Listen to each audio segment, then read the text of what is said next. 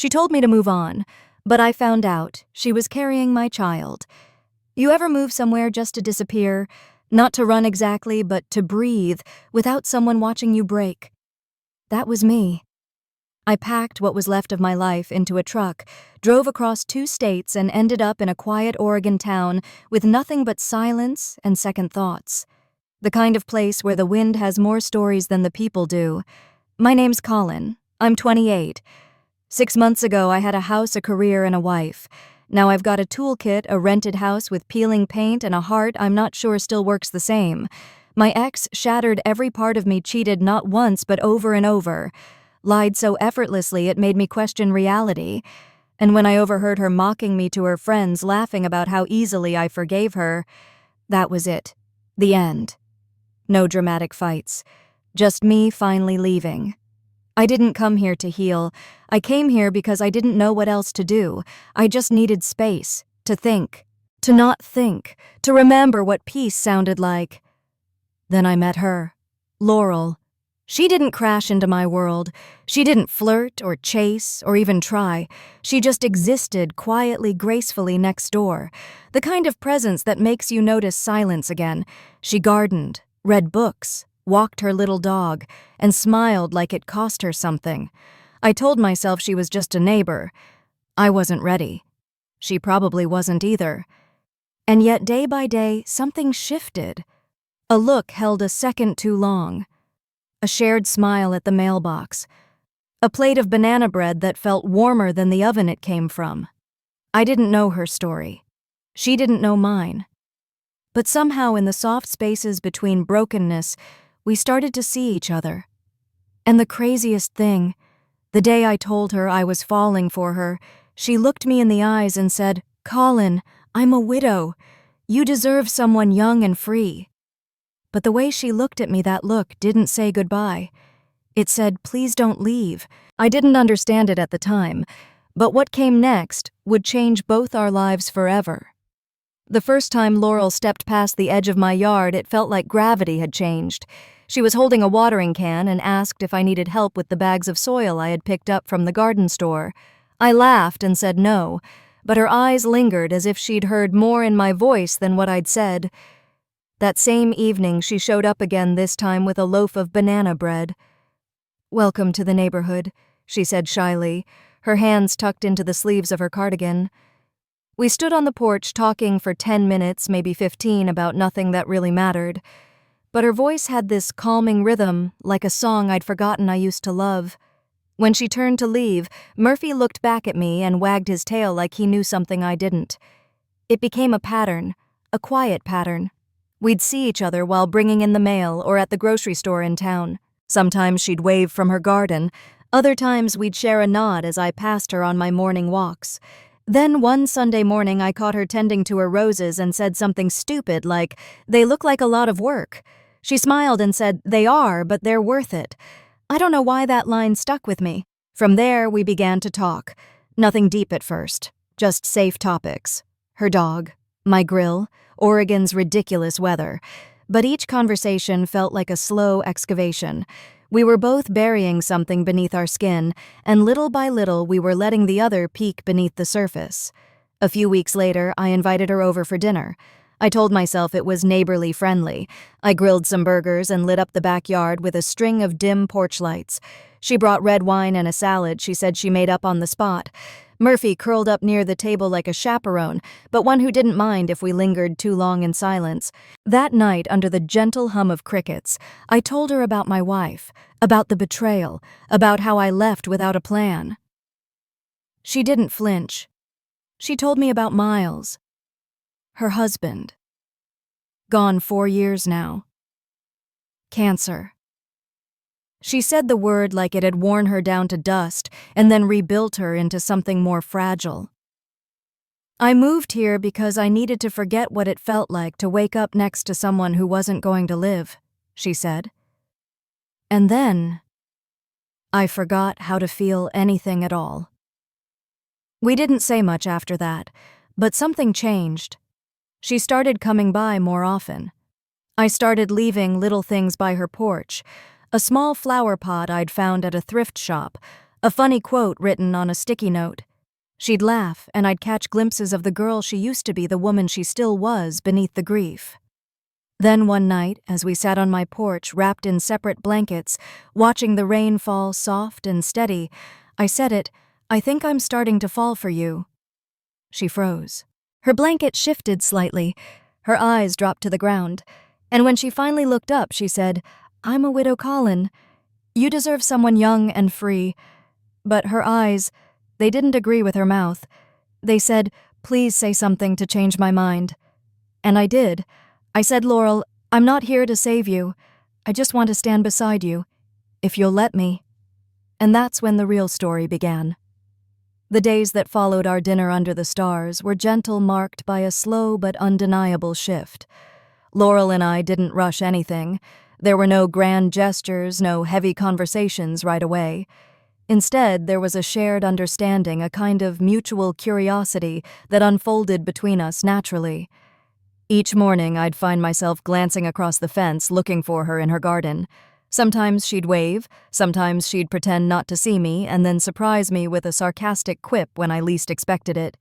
It was easy in the way that rare things often are. One particular afternoon, I noticed her struggling to carry a large bag of mulch. Without thinking, I hopped the fence and jogged over. She laughed the moment she saw me. I was wondering when the cavalry would arrive, she teased, brushing a strand of hair from her face. I grinned.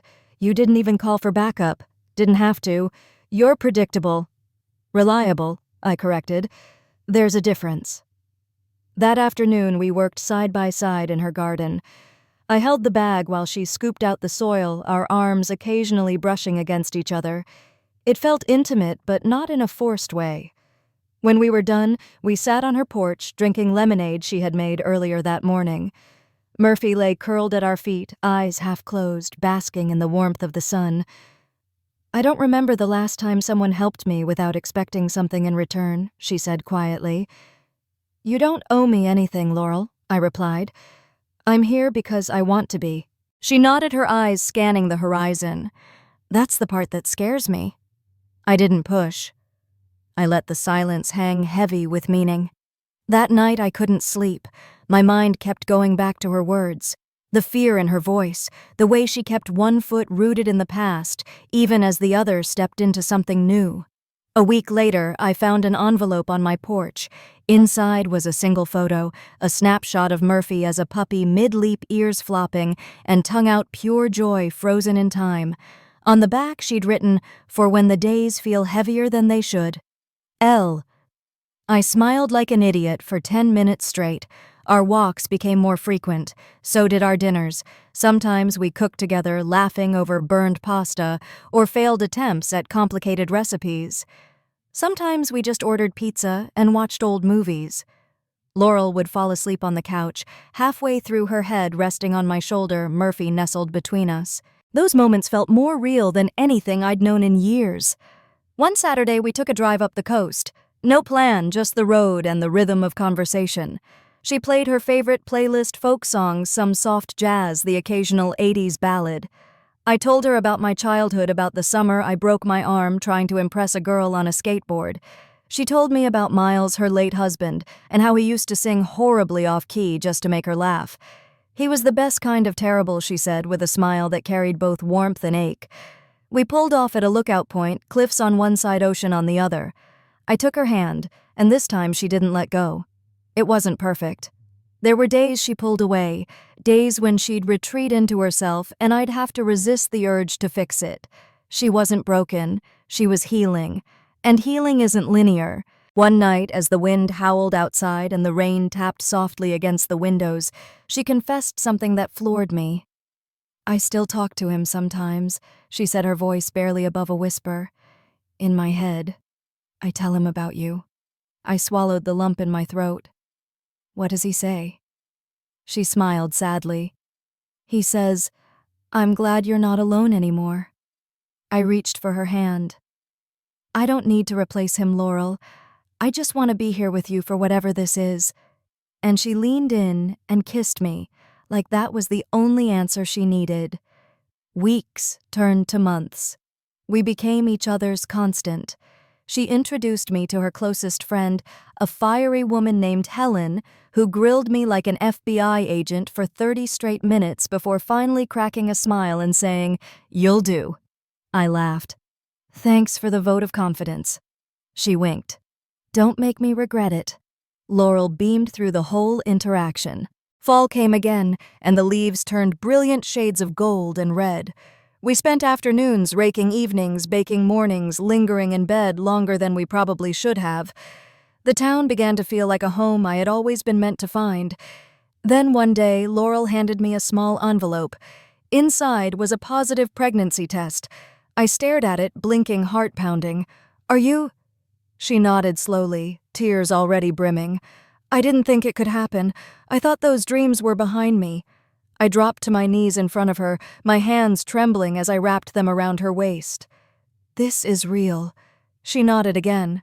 "It's real." And just like that, our world expanded. Suddenly, every future plan had new meaning. Baby books appeared on the kitchen counter. Paint swatches for a nursery took over the dining room table. We debated names over morning coffee and laughed about parenting podcasts she made me listen to on our walks. One evening, we stood in the middle of the soon-to-be nursery. Laurel held a tiny onesie against her chest. Her eyes were glowing. "I'm scared," she admitted. "Me too," I whispered. "But I've never been more sure of anything." She reached for me, and we stood there holding each other, our future literally taking shape in the space between us. The next few weeks unfolded like the early chapters of something you don't want to end. Laurel and I slipped into a rhythm unspoken, effortless, delicate. Our lives started to intertwine in the softest ways. She'd leave jars of homemade jam on my porch with sticky notes that said things like, "Try this on toast," or straight from the jar. I'd rake the leaves in her yard without asking. She'd wave from her kitchen window while I stacked firewood, and I'd find myself smiling like a fool. We weren't rushing anything. But we also weren't pretending it wasn't happening. She came over more often sometimes, just to talk sometimes with Murphy trotting beside her like he was already part of the blended home we hadn't officially formed. We made dinner together on Fridays.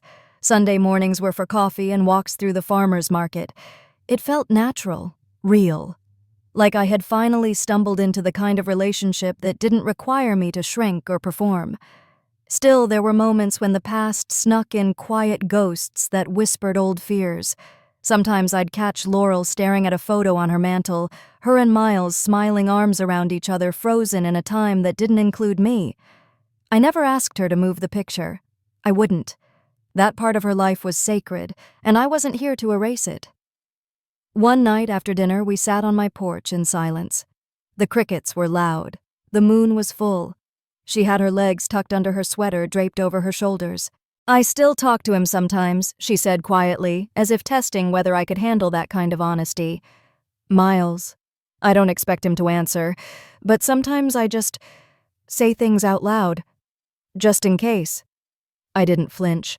I reached for her hand. "That makes sense." She looked at me, eyes watery but grateful. "You're not afraid of ghosts, are you?" I shook my head.